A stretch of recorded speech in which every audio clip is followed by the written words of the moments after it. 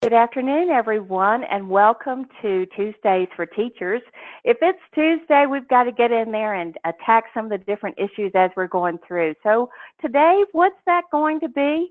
Well, we're going to talk about that thing called what's the problem with inequalities? Because as we're going through out there, we're finding students are having a good bit of difficulty with these. So today, I'm Susan Pittman. I am so glad to be here with everyone. And with me is Daphne Atkinson from the GED Testing Service. Debbie Fawcett and Bonnie Goonan, they're not able to be with us today. They're on the road, but we're going to be here to share a lot of information with you. So let's start out and let's kind of go through a few objectives here. And let's talk a little bit about what we're going to be doing. Well, we're going to first of all be discussing those high impact indicators, those things that really drive our instruction if we let them. So we're going to review some basics of working with inequalities.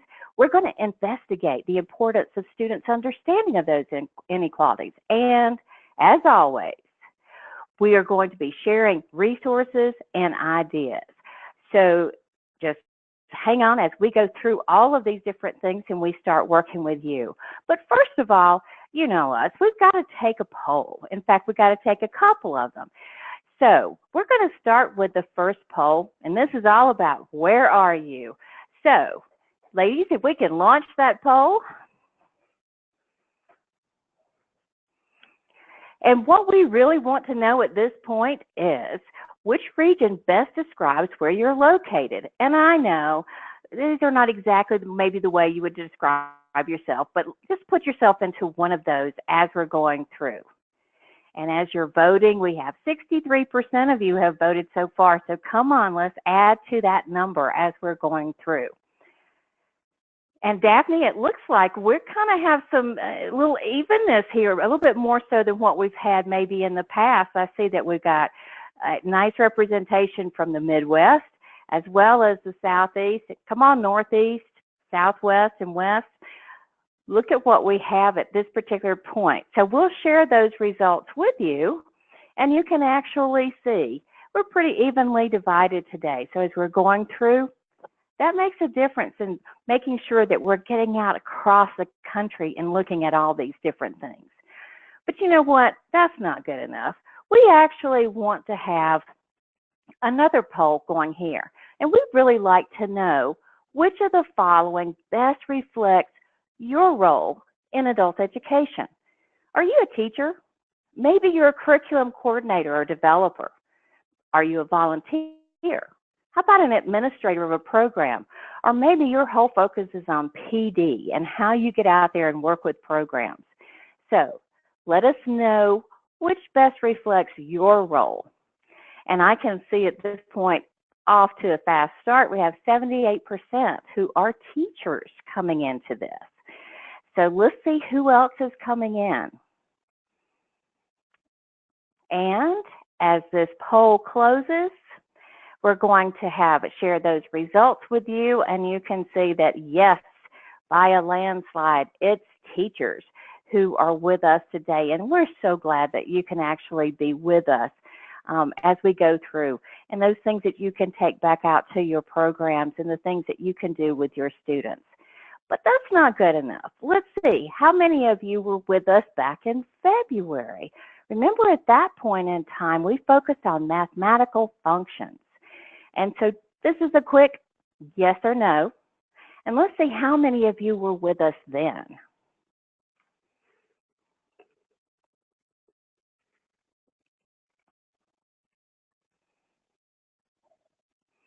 And as I look at this, it's close. We have a combination here, but we have 43% right now who are saying, yes, I was here. In fact, you went through those functions and now you're back with us again. And as we close it out and share those results, we're going to see that 42% of you were with us, 58% weren't. Well, those who were not with us in February, we're so glad to have you with us this time. And for those of you who were with us back in February, I really am glad to see that you're back again as well. So we've got one more poll that we need to do right now. And this one is that For those 42% of you who are out there who said that you attended in February, we really would like to know, have you had a chance to use those materials? And it looks good here as we're getting started with this.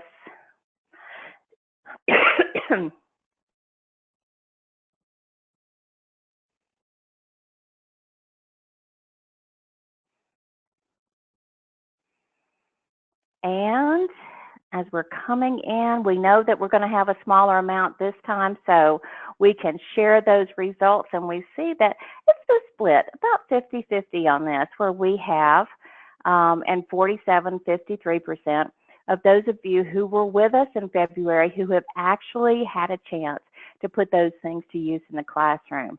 And that's really important as we're going through, that we want to make sure as you're working with these things and you're spending your time with us, we really do want to make sure that you're able to put those things to use as we're going through.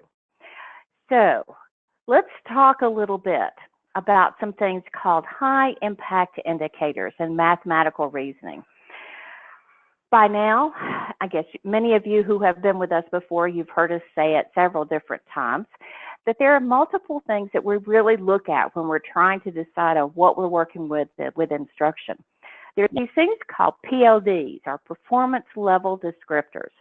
And those are that whole range of different skills that students need, whatever the content area may be. But so we can see how, students, where they're functioning when they're at level 1, which is not passing that GED, or level 2, where they're earning that credential.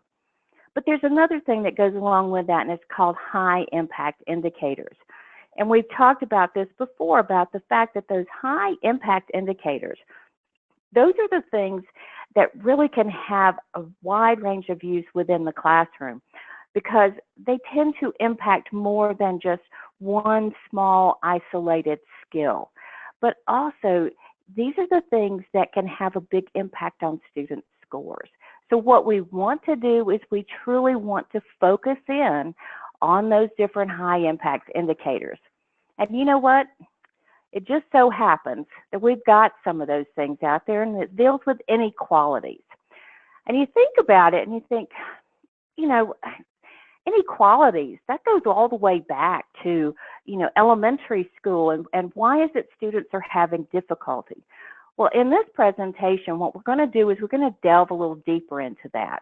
We're going to find out what's happening, but also how you in the classroom can help students overcome this so that they can get these correct. Because as we look at this overall, we see that students are going to have to do 4 different things here with inequalities. They've got to write them, manipulate them, solve them, and graph them. And so we've got to figure out, okay, how are we going to work through those individual pieces to make sure our students really understand what inequalities are and how to work with them. And so I want you to think for just a minute. Can your students do these things? Can they solve an inequality that just has one variable using standard algorithms? Well, what do we mean by that? Can they add, subtract, multiply, and divide using just one variable when they're working with inequalities? Can they solve a one variable inequality? Because we just asked about that. But from there, can they identify or create a graph on a number line? We talked about in the past that, when students are looking at those calculator prohibitive items at the very front end of the test, they may encounter a number line. So here's another opportunity for us to go in and look at that and see if that makes a difference as well, that we can help our students, so not just with inequalities, but number lines in general. Now here's the big one. Can they analyze, notice that word, analyze, relationships between quantities in a real world problem? Because here's reality. After the test, if you're going to encounter inequalities, it's in the real world. And we're going to talk about that in just a minute too. But if they see that, can they create that? In other words, can they write out that inequality? Do they know the terms? Do they recognize the symbols in order to be able to do that? And then one more thing. Can they do that analysis? But can they use algebraic reasoning in order to do that? Meaning, can they generalize? Can they use the symbols?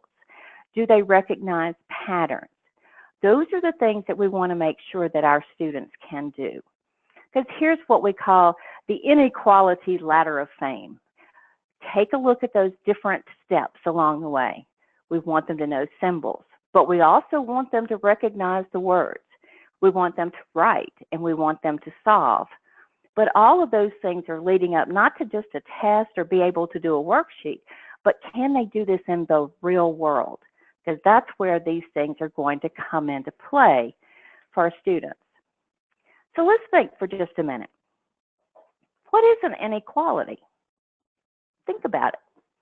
We hear it all the time. What does that really mean, though? Well, when we look at things, an inequality is a mathematical sentence or statement, but it uses some different symbols. Instead of that equal sign, we're seeing some other symbols, but they're still comparing two quantities. They're looking at one side versus the other. And how do those compare? Is it less than or equal to? Those are the things that we're trying to see. But let's go a step further. It's also, and here's where the difficulty becomes with students. An inequality is a math statement that defines a range of values. Interestingly enough, research has shown consistently that students do much better with equations than they do with inequalities. And the reason why that happens is this, what you're seeing right now. It's that there's a range. There's not just one magic answer, but it's actually a range. And a part of what we have here are students coming back and not understanding the words to make sure that they recognize what that range should be. So if we take a look at this, we see several different things. And we have the graphs here.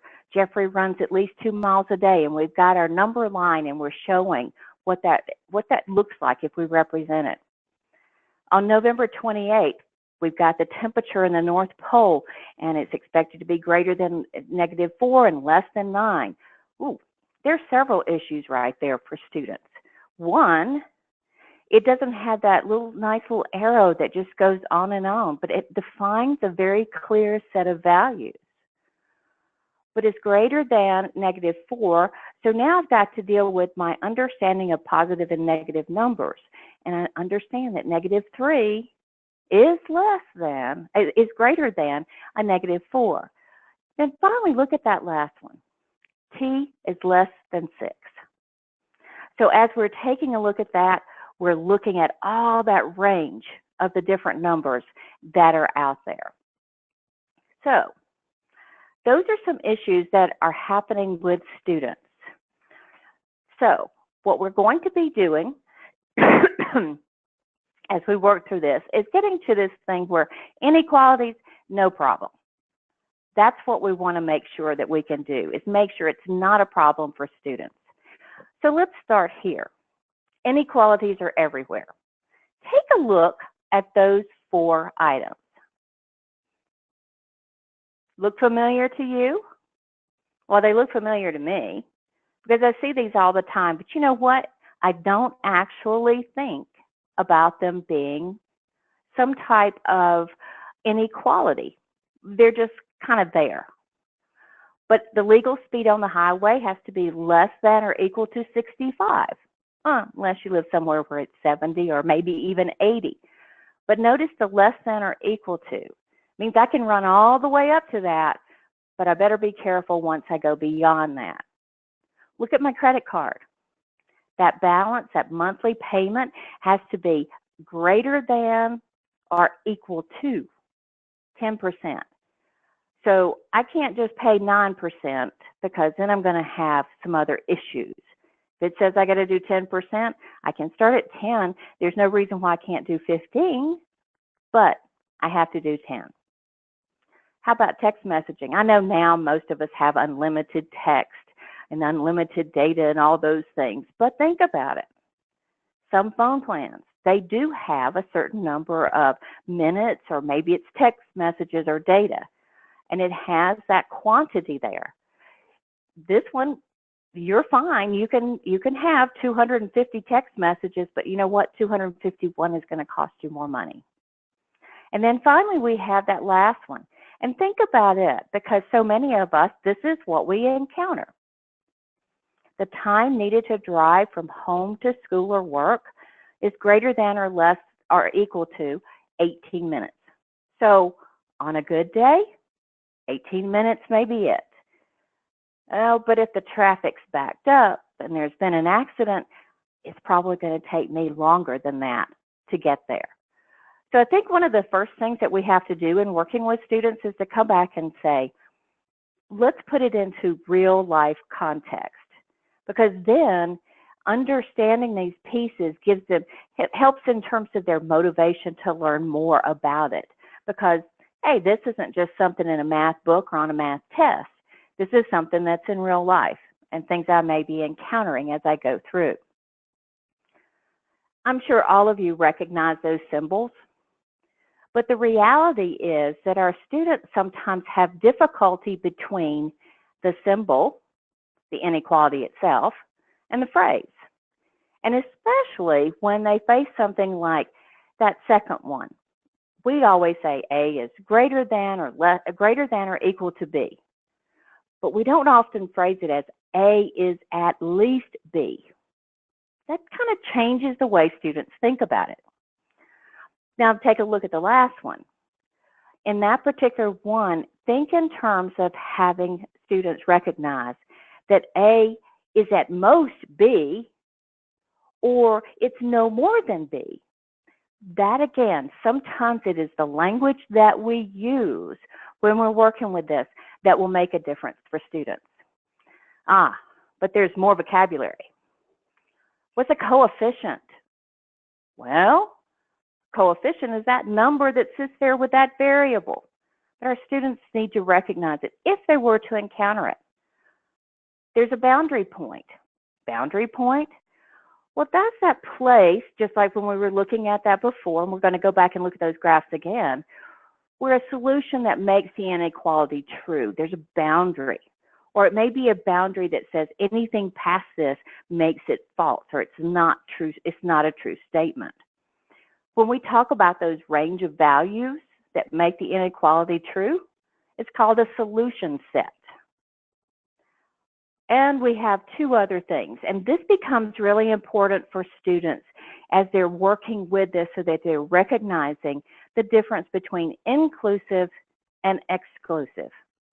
If I look at A is less than or equal to 6, and I'm going to graph that, I use a closed circle, because what I'm saying is 6 is going to be included within that. But if I just say A is less than 6, it's an open circle, because as I'm looking at it, 6 is not a part of that set, of the solution set. It's everything less than 6. So an important thing for students to remember. So with that in mind, let's go back to our graph. We've got 4 of them here. These are our number lines. And remember, students sometimes are going to be asked to fill in number lines. So let's see how we work with that. Jeffrey runs at least 2 miles every day. Closed circle, because I have to include that 2 miles, because maybe today he runs 2, but tomorrow he's running 4. Or maybe he's going to run a marathon. Anything greater than that. But I don't want to leave out 2 because he's doing at least. When we were talking about the temperatures before, open circle has to be greater than -4 and less than 9. So now let's take a look at the next one. T is less than 6. Notice the open circle there? And you'll see as we're going through that open circle and then all the way to the left. So it could be any number, even negative numbers. And then last but not least, we have 4A is greater than 8. So I have to think in terms of I have a coefficient and I have a variable. So what can I multiply by 4 that's greater than 8? So I've got 2, but that's an open circle, and then I have to go from there. So it would actually, my numbers would have to exceed 2 in order for that to happen as I'm moving through. And as I have someone who just pointed out to me that, yes, what I do know that we need to have, and thank you very much for pointing this out, my circles have shifted on here, so this should come back to the negative. Whoops, sorry. Let me come back to the previous slide. This should be sliding over here at the 9, and this at the 4, -4, and all the way up to the 9. So if you have it on your PowerPoint, hopefully it's correct, but if not, make sure you make that correction in doing that. Thank you very much for catching that. Have students read inequalities by starting with the variable. Now, that's all fine and good if the variable is on the left-hand side. However, what happens when students see that? Well, what happens many times with students is they're not recognizing that that's saying the very same thing. But it's much easier for students in the long run if they will go through and they will actually identify the variable and read from there. And so it reads the exact same way. However, here's what happens. So we have x is less than or equal to 4. Notice my closed circle and my arrow is heading to the left. However, there's a myth out there for students that many students kind of cling to, and you have to be very cautious with this, is that they have been told that their arrow is going to point in the same direction as their sign. So let me as this. So in other words, if the sign is pointing that way, my arrow goes that way. Well, here, my arrow is going that way. So what happens at that particular point in time? Student's going to think that I need to go in the opposite direction. It's a myth. It's not true. However, we have students that this is a misconception that they have. So we have to be very cautious as we're working with students to make sure that they're understanding the differences there. And let me remove those drawings. And as we go through on this next one, and I marked that one out because I don't want anybody to go away thinking that that's correct, but make sure we get rid of the misconceptions that students may have. So, having said all that, we've kind of laid the foundation. Do our students know the vocabulary? Do our students recognize the symbols? Okay, if they do, then it's time to start solving inequalities. And there's some rules for doing that. And if you were to just switch out that word and instead of inequality, it was to say an equation, you can say, oh, that looks familiar. Because we have the very same, first 4 rules are all the same. However, there is a rule that's different for solving inequalities, and this can be one that creates a problem for students. If they're using their inverse operation to get rid of the clutter, so they isolate the variable, and they happen to be multiplying or dividing by a negative number, they've got to reverse the inequality sign. So in other words, less than becomes greater than becomes less than, and so on. And we're going to show you what that means, and also some ways that you can practice with students. So let's just talk about the properties of inequalities. But imagine this looks familiar to you as well. If A is greater than B, then if you add C to both sides, you're still going to have A plus C is still going to be greater than B plus C. Likewise, same thing if you're doing subtraction. But for students, you tell them that and they're going to go, wait, you lost me on this. I don't understand. So let's put it into a real life situation. So here's our situation. Becky is older than Janet. B greater than J. We're not going to decide which one of these is Becky and which one is Janet. But I can tell you this, that if we add 10 years to both their ages, Becky is still going to be older than Janet. If we were to think back 10 years before and take 10 years away, Becky's still older than Janet. I think that's the easiest way to help students understand is by looking at age. Simple, real-life situation. Let's go a step further. So if I take a look at multiplication and division, I have A is greater than B. So if I multiply A times C and B times C, as long as C is greater than 0, then I've still got that same situation. Here's Becky and Janet again. So Becky's older than Janet. When they are twice their current age, Becky is still going to be older. And if they were half the age they are now, dividing, Becky's still going to be older. So when students can recognize those pieces, it can make a big difference for them as they're going through. So just keep those in mind. But then we come to our one exception. And that comes back to that multiplying or dividing each side of an inequality by a negative number. You have to reverse it. So what happens is that when you do that negative number, you end up changing the values of each side. It changes the sign of each side. So take a look at this. I have negative 3n is greater than 12. So if you divide or multiply by a negative number, what am I doing? I'm getting rid of the clutter, negative number on both sides. What happens? My n now becomes positive, and my positive 12 becomes negative. So I have to reverse the sign. Let's go one more direction with it. Let's test the property.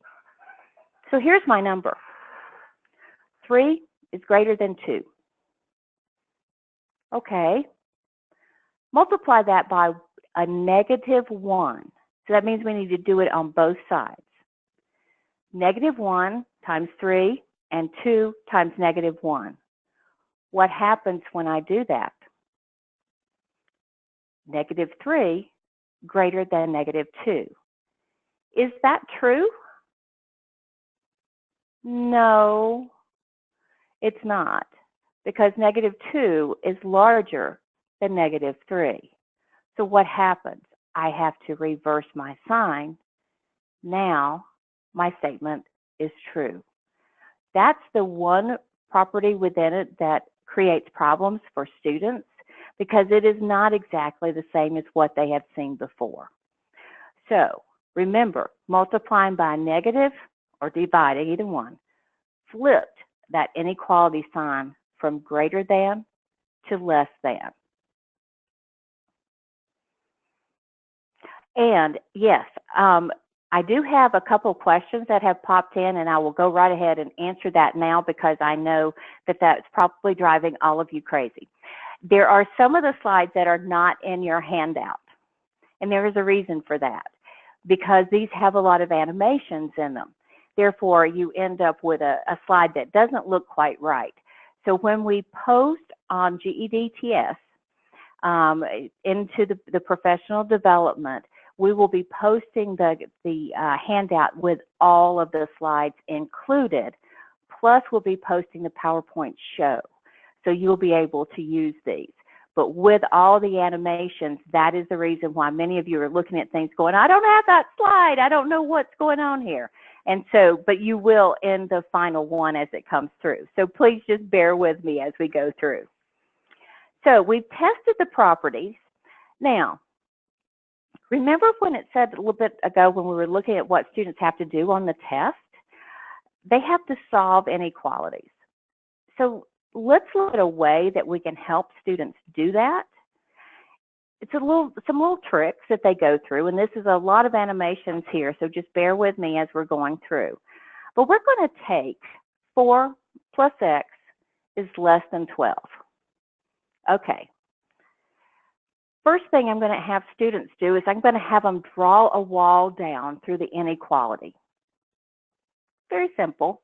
I just want to make sure that what I'm trying to do is I'm going to try to isolate that variable so I can get my answer. Now, the next thing I'm going to do is I'm going to box in my variable. That gets me as a student to pay attention to it.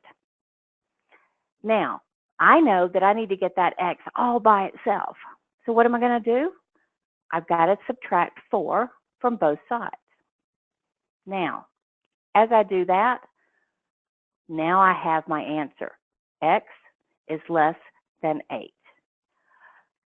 This is just something to start students. It's a quick and easy strategy to get them to do a couple things. To separate out both sides of the inequality, to isolate that variable, pay attention to what it is, and then perform the operations themselves. But there was another thing that we said in the actual startup of this that students need to do, and that is to be able to graph the solution. So if we graph the solution, x is less than 8, I know that it doesn't include 8, so I've got to decide, open circle, closed circle. Well, in this particular case, I'm going to want to put that open circle there. And I want everything less than that. So now I draw my arrow. And I have my results. What can I do at that point? And what do you need to encourage students to do at this point? Actually ask them to go back in and to try those different solutions and see if they're right. Test the solutions. This is where we start with working with students on solving and graphing.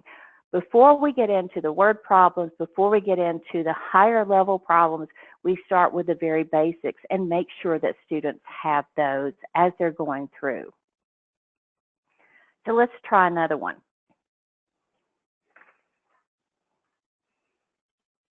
Okay, this is for you to do.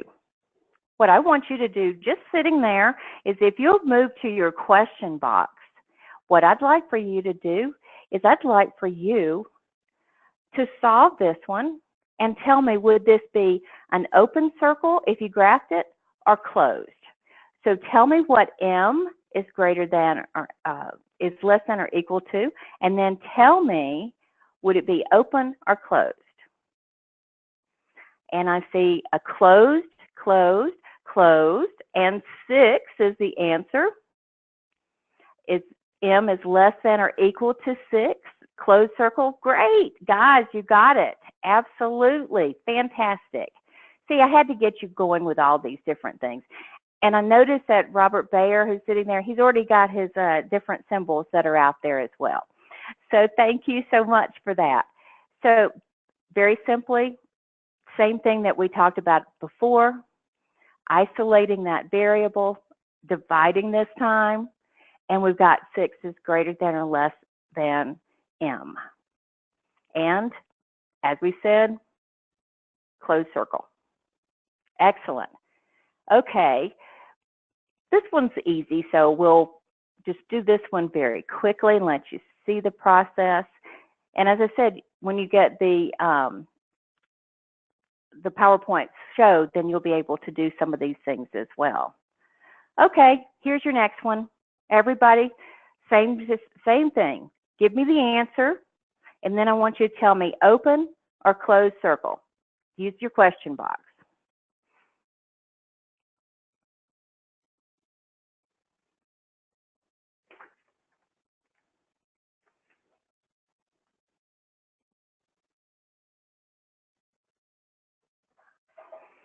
And the answer is 2, and it is closed. So yes, y is greater than or equal to 2. Fantastic. You're doing great here, guys. And as you go through, what you'll notice on this and is on the graph, we're a little off on our 2 here, but bear with me because the 2 should be sitting out here. Okay, let's look at one more. This one, wow. And students would see this and they go, oh, but there's several steps I have to take. Let's take a look at those. And we've got 5x plus 7 is less than 3 times x plus 1. So how are we going to get to this one? A couple of different things. We're going to have to work within those parentheses. We're also going to have to, if you do something to one side, you got to do it to the other. We're subtracting the 7. Oh, that's going to create a negative number. Wow. Now what am I going to do? I have 2x. I've divided these by 2. So is that my answer? Or is that my answer? I have a negative number.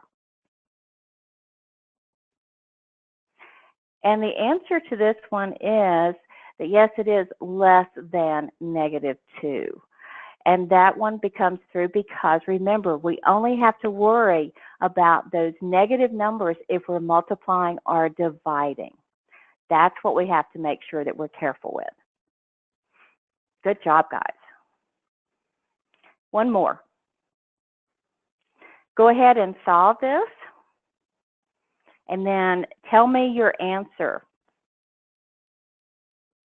And also, is it open or is it closed?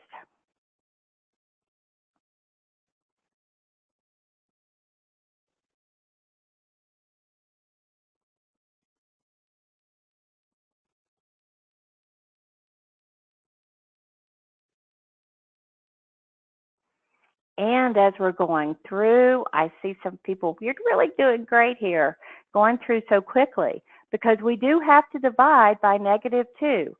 So then we end up with x is less than -5/2. But we know that's not right. We know because we divided by a negative number, we have to flip that inequality sign, and instead of being less than, it's going to be greater than. And also, you're correct, it is going to be an open circle in moving through there. So those are the things that if we can do some practice with students, it's going to make a huge difference for them as they're moving through this process. Don't take for granted. I was in a webinar yesterday with some teachers, and one of the things that they said is don't assume or don't take for granted that students actually have all this information. They may have a general idea about less than, greater than, and if it's just working with some specific numbers, not a big deal. But there's so many of these pieces where they're missing things, and we want to make sure that we can help them overcome that. Because here is reality. When we get into solving real-world inequalities, and especially on the GED test, students are going to see something like this. And as you start to read it as if you were a student. There are S steps from the pedestal to the head of the Statue of Liberty. The number of steps in the Washington Monument is 27 less than 6 times the number of steps in the statue. Oh, because I'm talking Statue of Liberty, now I'm talking Washington Monument, and what in the world am I doing with all these things? And if your students are like mine, some of my students would just guess, because I'm going to move on from this one. Some of them are going to select C because they haven't used that in a while. Some of them will skip it entirely, even though we certainly don't want them to do that. But some of them are even going to say, well, I guess I'm going to have to go sign up for a retest. Students can do these if they have those fundamentals that we just talked about, and they have one other thing. They have the ability to actually go through and use a process to get there with this. They have to be able to read that problem carefully and determine what they're trying to find. They have to assign that variable to the quantity that has to be found. They need to write the inequality. They need to solve it. They need to test that solution set, and then they need to look back at the problem. And most of all, they need to be able to recognize the symbols and the words. These words that are listed here as commonly known, those are the words that are commonly known. However, there are other words that students may run into when they're actually working with a problem. And they need to make sure that they understand what those words are and that they don't let those throw them off. So if we're talking greater than or equal to here, maybe we're going to see it has to be at least something. Well, students should equate these two factors. And that's something that students may have difficulty with. So, your turn. All you have to do is answer the question, pick your number, put it into the question box, and see which one is correct. Coach told us we need to complete more than 18 repetitions. What's my answer? All right, I see lots of 3s coming in there. And yes, you are absolutely right. The answer is N is greater than 18. Okay, let's try another one. Children under 12 pay a discounted price at the movie theater. Which one is correct?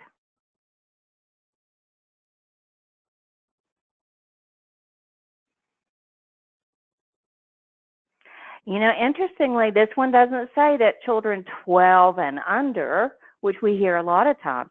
So yes, you are absolutely right, folks, that there, number 4 is the correct answer. Okay, one more. Marie has purchased party supplies for a maximum of 12 people.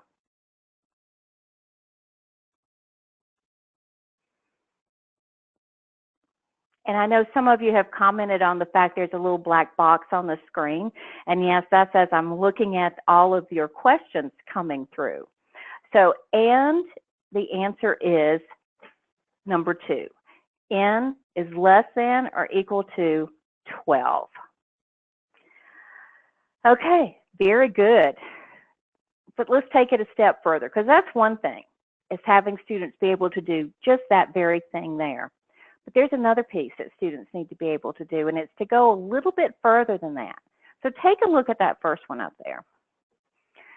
Jennifer has 10 fewer DVDs than Brad. Okay, my students start left and go right. J minus 10 equals B. And that is absolutely the wrong answer. Because I'm not looking at what my words are telling me. Instead, I'm just saying, oh, I got J, Jennifer, 10, and then I got Brad. So that should do it. But instead, I'm missing some pieces in here. As a student, I should recognize that has is going to pull my equal sign. Now, this happens to be an equation as opposed to working with inequality, but the rules still apply. Fewer, that's going to lead me to my subtraction. But Jennifer has 10 fewer than Brad, so it comes out to J equals B minus 10. That's something that our students, that we have to be really cautious of as we're looking at students. So how are we going to do that? Well, in your workbook, you have you have 3 pages of different vocabulary and translation guides. Give these to students. Let them have this as a resource as they're working through, so that as they're looking at different things, they can go through and equate certain words with certain symbols. And they can do the translation itself. So those are the things. And also within your workbook, you will have some sample problems that go along with this particular translation guide. But it's about getting students comfortable in that process. So let's do one. Here's your problem. If S represents the number of books that Sam has, and G represents the number of books that Gerard has, Which inequality models the situation? Sam has more than twice the number of books as Gerard. All right, I'm going to give you 4 options. A, B, C, or D. Tell me your answers. Think for a moment.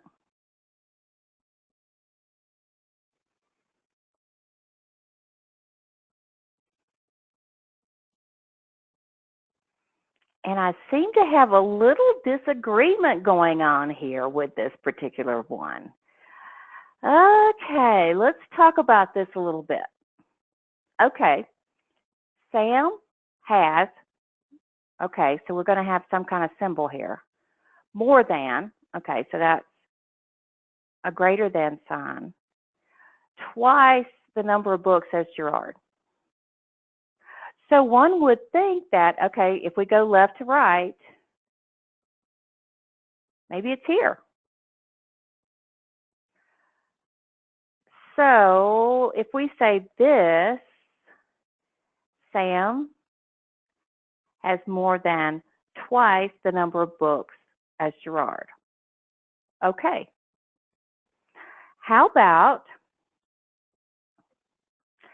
if we take a look at this one, because that's twice Gerard, but what's wrong with this one?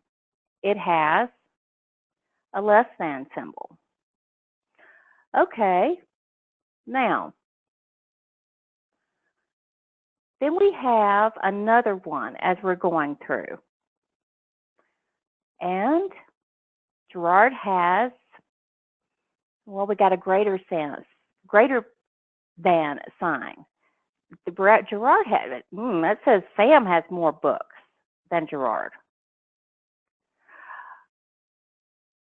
So, what about that one? Gerard has twice the number of books as Sam. So now I've got 2 different things, and as I go back and I look at what you have done, and most of you are going through and you're saying S is greater than 2 times the number of Gerard, and you're right. So, very good job in doing that. Okay, let's do another one. Take a look at this particular problem. Keith has $500 in a savings account at the beginning of the summer.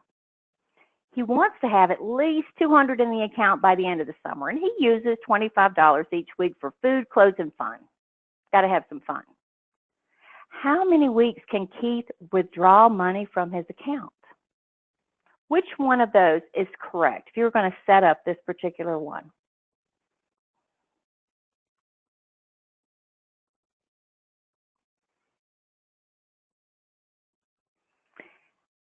And I see that for most of you, you have come back in and you have said number 2. And let's see if that's correct. Absolutely. Now, where will students have a problem with this? At first glance, what people want to do is look at less than, because it's going to have more money because Keith, but the reality is that Keith wants the amount in the account to be at least 200, which means it's 200 or greater. Thus, you must use the greater than sign. Okay, one more. Which one's correct? Yellow Cab Taxi charges a $1.75 flat rate in addition to 66 cents per mile. Katie, she just has no more than $10 to spend on a ride. So how many miles can Katie travel without exceeding her limit? Which one of those would get us to the correct answer?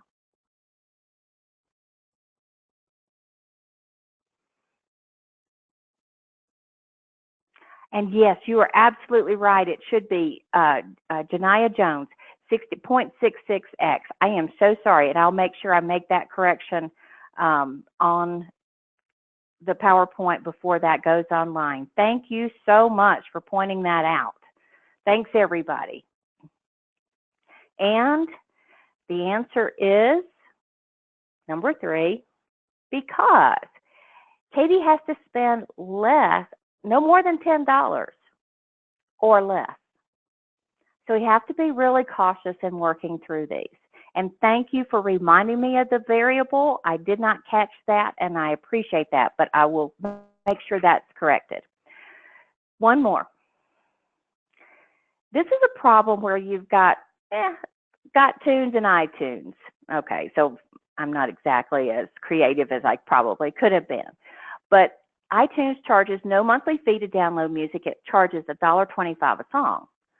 GEDTS charges just a monthly fee of $30, but you can, it's free to download music all month. I want to see the inequality for how many songs you have to download to make GEDTS a better deal than iTunes. So think about it. What are you going to have to do? What's your unknown? The number of songs downloaded at $1.25 per song, 125x. Thank goodness on this one I remembered my variable. What's the minimum number of songs you would need to download from iTunes to exceed that monthly fee? So it has to be greater than. Go back to the way I did it before. I'm dividing by both sides. What do I get? I have to download more than 24 songs to really make it worthwhile, to make it a better deal. And can I graph that solution? Sure. All I have to do is put my number line in, add a few, put a few numbers in. I don't have to put a lot. I know this is going to be an open circle, and then I'll move from there. All right. So let's go take a look at that GED question we had, a couple of ones that are on there we've seen from the item sampler. We have a formula sheet in this one that if students needed it, they could. But look at it. Annie's planning a business meeting for her company. Look at her budget. She expects 26 people to attend the meeting. The cost of the meeting room is $270. Which inequality shows how to find the amount that Annie can spend on lunch for each person? These are the very things that we have been doing as we've been moving through this. We've been moving all the way up to this. We know she has a budget. We know that she has 26 people who will attend. We know that the cost of the room is $270. So we have to figure out the inequality from there. So, actually, we have pulled a wrong one in that one. I apologize for that because I've got that one set up in the wrong way. I will fix that one too because you are right, guys. It is B. Whoops, sorry. My PowerPoint. Let me go back to the previous slide. And yes, it should be B. 26x plus the 270 is less than or equal to her budget, which is $1,325. I'll fix the slide. On the next one, number line, and students are going to have to use an inequality to plot points on that number line. So again, this is the thing that we've been talking about where students need to be able to graph, they need to be able to solve.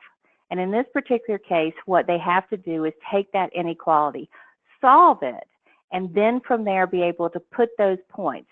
And remember, this is just one where they're going to click in order to put those points into place. Again, these are the kinds of things our students need to be able to do. So remember, as we're working through this, students need to solve inequalities in one variable. We're not out there doing quadratic inequalities. We're looking at the basics here as we're working through with students. They have an inequality. They need to identify or create a graph on a number line. They need to be able to analyze those relationships. And look at here, they need to practice, practice, practice. So as we're going through, hopefully, other than my few little blurbs here, and I do apologize for those, and we'll fix those before everything goes. That's something that we want to make sure that as you take this out to the classroom, you have all those resources. So a couple of things last in the next few minutes, so we're going to be a little bit beyond where our 4:30, where we normally switch over to all questions. But I want to walk through just a couple places where I want you to see some different types of videos and those types of things that are out there. As you go through, keep in mind that you can download YouTube videos. And there are a number of different ones. And notice that I've started with middle school. How to graph inequalities for middle school. Each one of these are very good. And so either one of them that you wanted to use, please, we know what a great job the Khan Academy does as they're going through. They do fantastic thing. They have an entire section for students where they can practice after they viewed the videos. Another spot, Virtual Nerds. Simple, basic. This one actually comes into really getting down to the basics. So if you have students who maybe need some review, then you're going to want to make sure that you take care of that in moving through. And let's see if I can't get this out of the way so it's not bothering everybody. Okay, next, we have Math is Fun.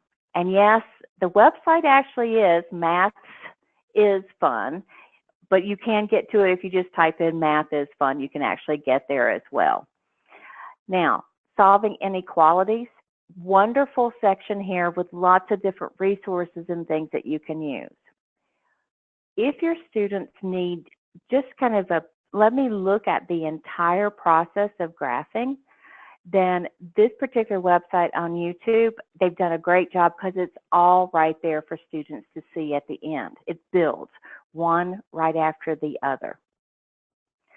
My favorite in all of these is this one, Solving and Graphing Inequalities. It is an excellent website now, or video. It is 12 minutes in length, so it's a little longer than what we're used to with a lot of different things. However, it covers everything from one end of this to the other. So I would really encourage you to give that one a shot. The other one that I think is excellent, and part of that has to do with the way that he approaches this and the fact that it does work in terms of using a lot of real life context, is the Math Dude, Solving Inequalities. And that video itself is a little over 7 minutes. Now, you want some lesson plans? We've shared before lesson plans from different locations. There is a thing called a grab and go video lesson that's on solving linear inequalities. That is at Florida IPDAY. And all of these websites are listed within your workbook as well as within the PowerPoint itself. Next, there are 2 lessons that have been developed. They have a little video as well as some worksheets that go with them. If you go into Florida IPDAY to the GED and Adult High School, you'll come up with a little menu that says includes lessons, and you find the lessons there. This particular one is from a place called betterlesson.com, and it deals with inequalities in the real world. Excellent resources. In fact, there are so many lesson plans that are available on this particular site, and take advantage of it. All you have to do is do a little sign up, no cost, and you can access all of these different materials. This one is from Alex, which is actually in Alabama, and they have a state site which has a lot of lesson plans in them. This one is Inequality Solving and Graphing, and so you may want to take a look at that as well. 2 fun places to go. If you need to, just like I had all those number lines, but you need something that will, rather than you creating them, this is a number line graph maker, and there's a graph inequality on the number line. It does the same thing. It is from the mathwarehouse.com. It's free. All you do is put in the parameters that you want. It creates, just like in this case, I had them create -4 to a +4, increments of 1. I wanted them to label everything. It created the number line. I just download it and use it in the PowerPoint or in a worksheet, either one. The other one actually will take inequalities. You decide whether you want greater than, less than, greater than, and equal to, and so on. But again, wonderful resource for you. And you have younger students, and they like a lot of different kinds of things. We always refer them out to coolmath.com, and there is an entire section that deals with solving inequalities. These resources are out there, they're available, they're free. So if you can, take advantage of those. So a few last tips. Make it meaningful. Start with speed limits and the time it takes to get back and forth to school. Put inequalities to work that are in real life as they go through. When you're doing this, let students see what you're thinking. Let them hear you as you walk through and solve the problem. And solve it in different ways. If you have other ways of presenting, this is just one. But if there are other ways, do that. Show the application and make time for discussion, because that is so important as students are going through this process. So having said that, Daphne, I'm going to turn it over to you for a few minutes and let you talk just a little bit about a conference that we have that's coming up.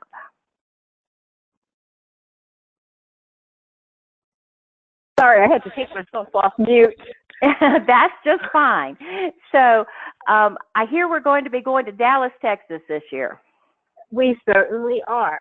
And for those of you who have been around for a while, you might remember in an earlier life that when GED Testing Service had a conference in the summer, that we didn't include educators. Well, we changed all of that last summer, and about 200 or so of your colleagues joined us in Alexandria for what is now the GED Testing Service Annual Conference. This year, we're going to be in Dallas from July 25th through 28th, and we'd love for as many of you who can and have travel funds to join us. There'll be a full professional development track. We will also offer round 2 or cohort 2, I should say, for Train the Trainer. We opened registration several months ago. Registration is still open. And I would urge you to consider the value that you've gotten from these sessions, these webinar sessions, converting that to an actual in-person experience. And it will be a whole lot of fun. And Daphne, let's see if we have any people out there yet who've made some plans. So I think we have another poll that we can do. And so that first question is coming back, have you made plans to attend? And I see that we have a few. Oh, come on, push a little bit higher, a little bit higher. We do know that for many of you, you know, this information, especially for those of you who were not with us at the February webinar, this is new for you to learn about. And I will tell you that we had quite an amazing group of teachers who were there the last time. So, you know, we'd like for you to consider that. So having said that, I will go ahead and close that poll.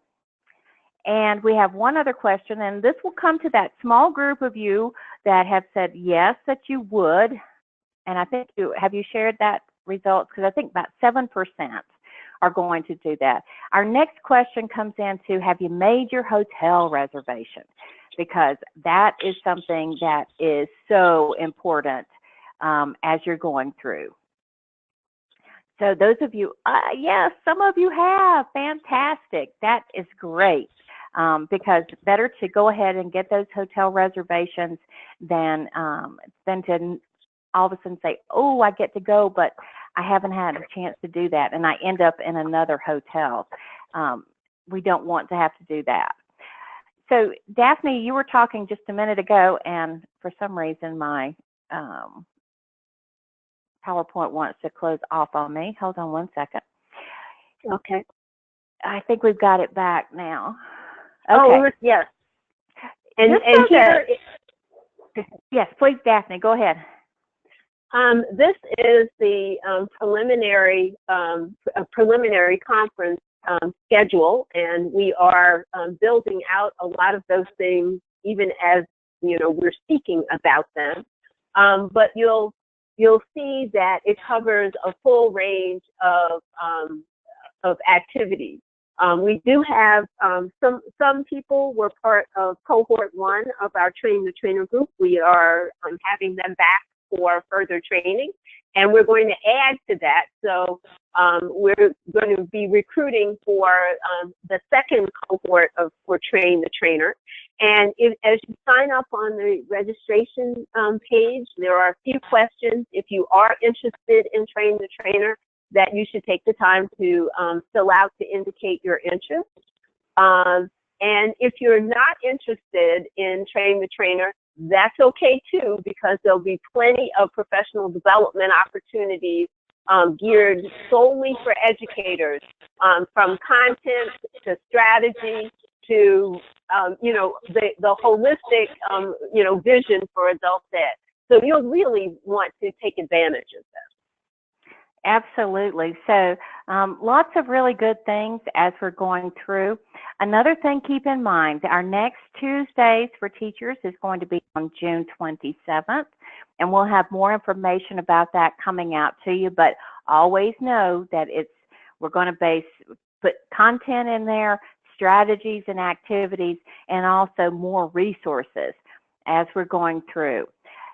Don't forget, this PowerPoint, once I make a few corrections here, this PowerPoint will be housed on the GED Testing Service website. It will be under For the Educator, and it goes down to Professional Development, and you'll see it listed under there. So make sure that you grab that PowerPoint show, that you get the handout that will have all the slides in it, all the ones, even the ones that had all those animations, you'll have those as well. So having said that, what I'll do at this point is we have about 20 minutes that we can do some questions and concerns. So at this point, do we see any questions out there? Just kind of, I do see one neat thing from, yes, I see one neat thing to start. One thing before you get started. From Janaya Jones, it says, my yoga studio charges $16 per class. I pay a monthly fee. How many classes must I take a month to make the monthly plan a good deal? What a great problem that would be, to put that in as an inequality. Janaya, thank you so much for including that. I'm sorry, go ahead. All right, no problem. One of the first questions that we have is, do you recommend flipping the inequality sign after the division or at the step of division? What I would do is, for students, I would actually do it after I've done that division or multiplication with the negative sign, rather than, it can be done either way. But just from a standpoint of what I've done with working with students in the past, is that it was like another step that they'd remind themselves, oh yes, I divided by a negative, and so now I flip that sign. It can be done either way, so just make sure that whichever way you stay consistent. Okay. The next question is, does the open or closed circle also depend on the equal to sign? Okay, with a not equal to, that's a really interesting question. What happens within that, and I'm sorry, I did not include one in there, but with the not equal to a given number, say it's not equal to 4, then the 4 is actually a closed circle, and then it comes out, the actual arrows come out from either side. Okay, Next. Let's see. The next question is about the conference being in the same place every year, and Daphne, do you want to answer that, or? I'm going to leave that one to you. Okay, sure. No, actually, the conference, we do try to change locations every year. So this year we are in Dallas, Texas, and we're already starting to figure out where we're going to be next year. So stay tuned.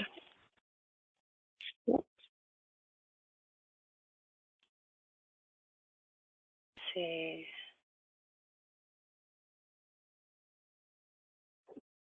So the next question is from Verinda. She was taught that you could change the inequality to an equal sign to work it out and then place the inequality back when finished. Would this be the proper way? You can certainly do that, and some students have been taught that.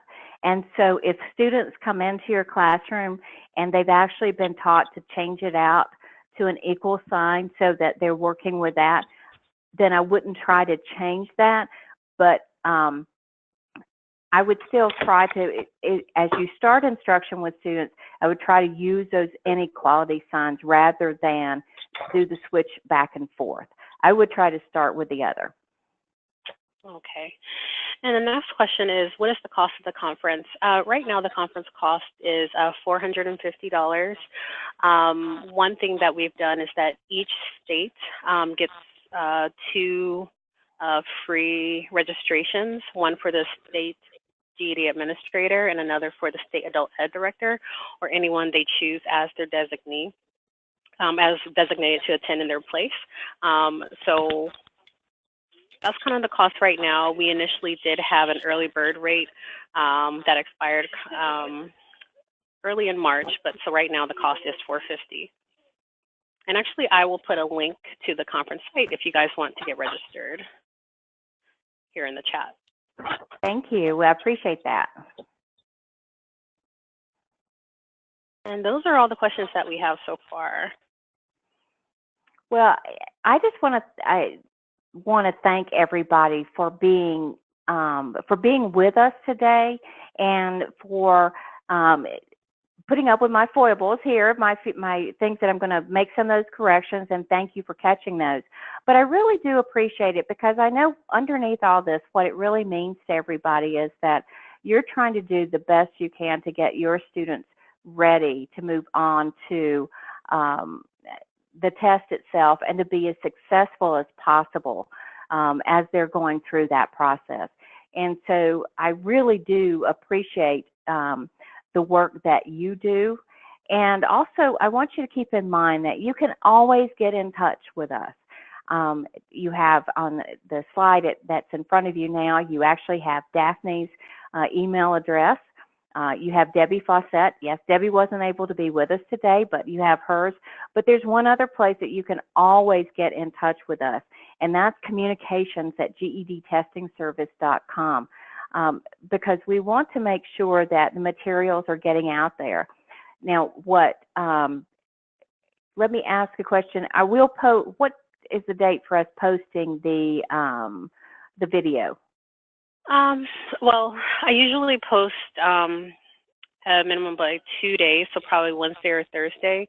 Okay. Right now, the current slides that we use today are on the site, so whenever they're available, I'll just go ahead and update everything.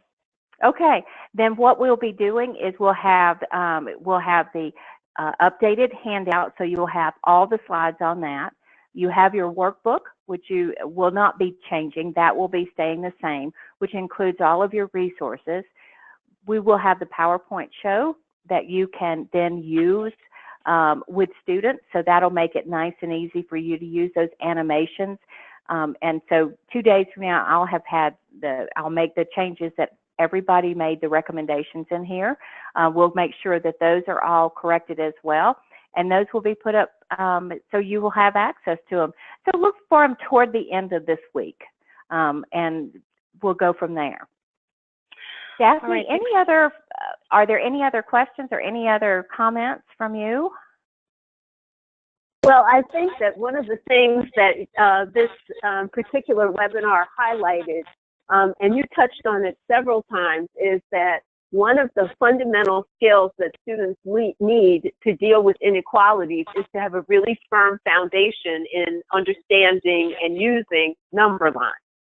And that is one of the significant skills that can make all the difference in the world in terms of what the additional math skills that students can acquire. And we hope to keep bringing you more of these kinds of webinars that are content driven in order to hammer home and isolate those skills that are particularly important. Thanks, Daphne. And we actually have 2 more questions, Susan. Someone wants just clarification about what exactly is open circle and closed circle. They grew up and got taught a different way and said that their students also were educated in a different way. Okay, open circle versus closed circle comes back to graphing. And the closed circle is used whenever you put it on a number line, you graph on a number line, you use the closed circle if that number will be included. So if you have a response that is, say, greater than or equal to, by saying the word equal to, it will include, it's inclusive, it will include that number. So you use a closed circle to indicate it. If it is just greater than or less than, that number is not included.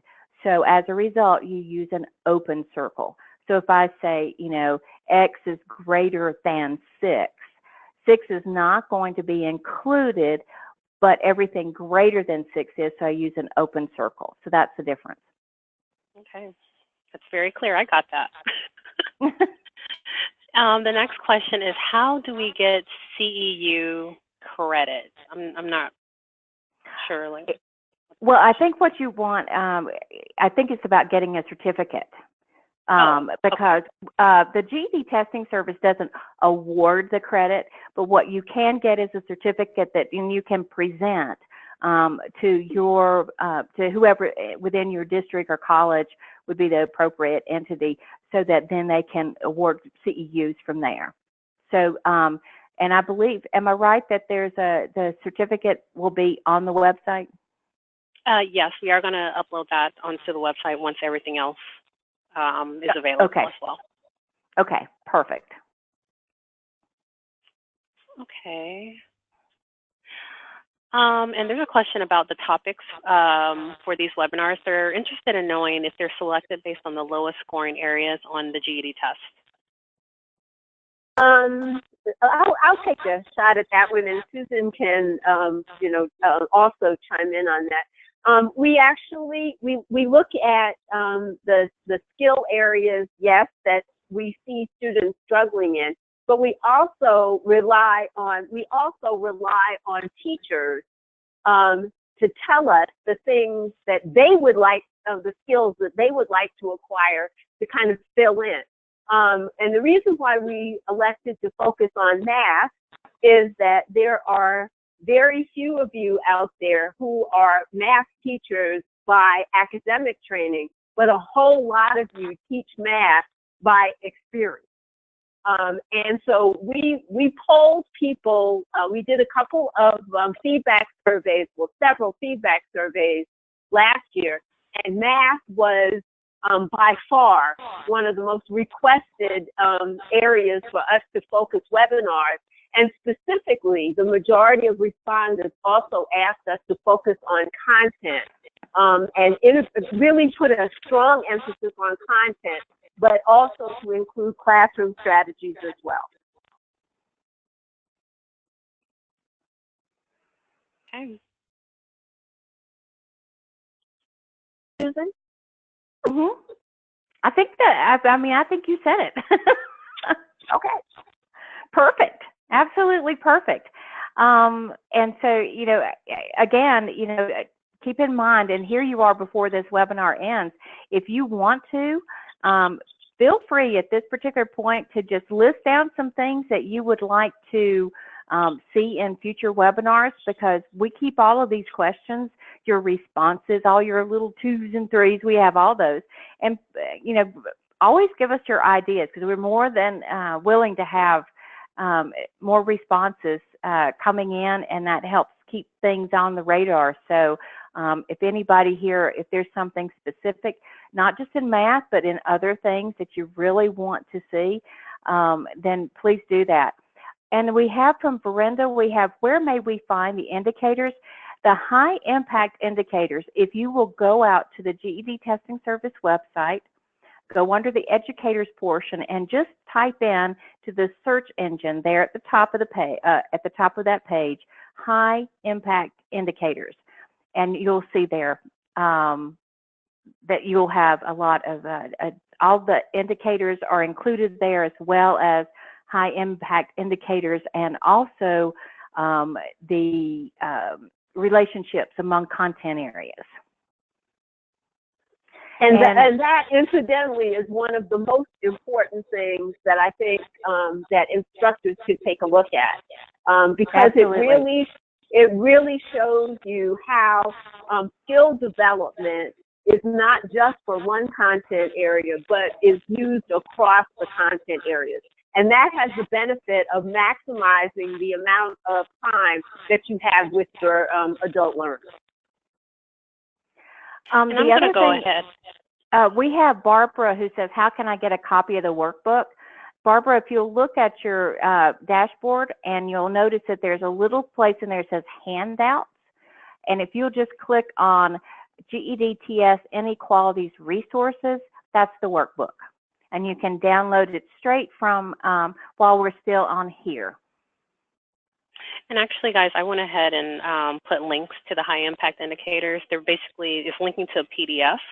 And then I'm also adding a link in here to the relationship between the indicators. Perfect. Thank you so much. I put that in the chat for you guys.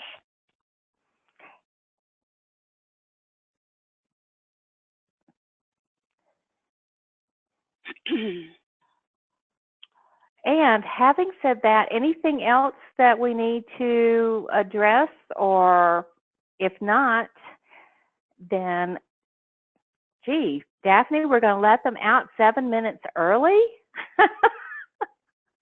I can't believe that.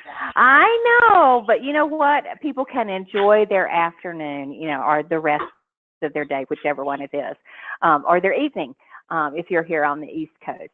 But again, thank you for being with us. And with that, we'll close out today's webinar and hope to see you in June for the next one. Just keep your eye out for those invitations to register for the webinar itself. And hopefully we'll see some of you in Dallas this summer for the conference. So have a great day, everyone. Thank you so much. Thank you. Thank you.